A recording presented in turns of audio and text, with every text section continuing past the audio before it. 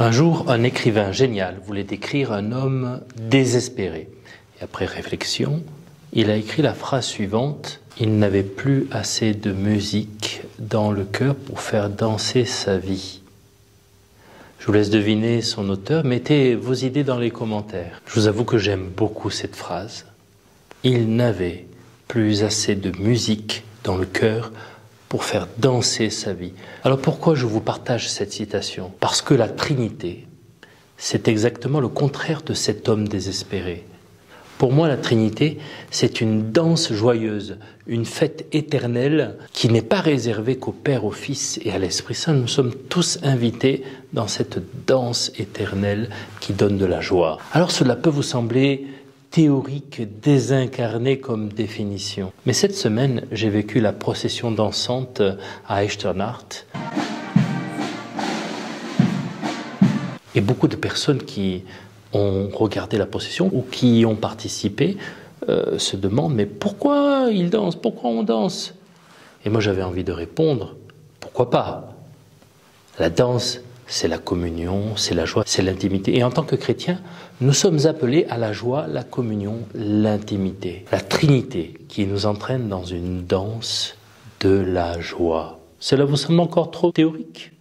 Alors, autre exemple. Dans ces temps de crise de l'Église occidentale et ici au Luxembourg notamment, nous cherchons de nouveaux modèles d'évangélisation de vie en Église.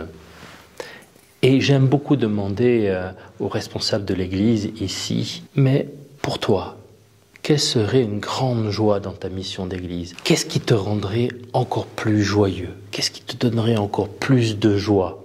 Pourquoi je pose cette question? Parce que je suis certain que la joie profonde est un signe de communion avec Dieu. Et je parle bien de joie et non de plaisir. Le plaisir, il nous suffit d'un peu de sucre, des écrans, c'est pas très compliqué. La joie vient de plus profond, de plus loin. La joie vient de cette danse éternelle entre le Père, le Fils et l'Esprit Saint, où nous sommes invités, à laquelle nous pouvons participer par grâce. Et cette joie profonde est compatible avec la douleur, avec les sacrifices. Je pense, et la Bible en parle aussi, de la souffrance d'une femme qui est en train d'accoucher. Il y a la souffrance physique, l'angoisse même, mais aussi la joie d'accueillir un nouveau-né. La joie, c'est plus profond. Lors de son dernier repas, Jésus disait à ses disciples, c'est dans l'évangile du jour: « J'ai encore beaucoup de choses à vous dire, mais pour l'instant, vous ne pouvez pas les porter. Nous avons besoin de danser un peu plus.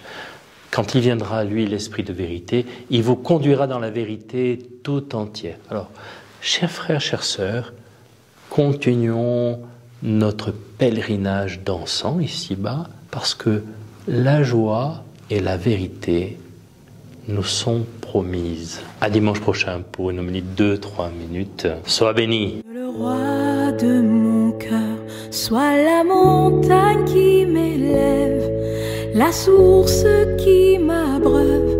Oh, il est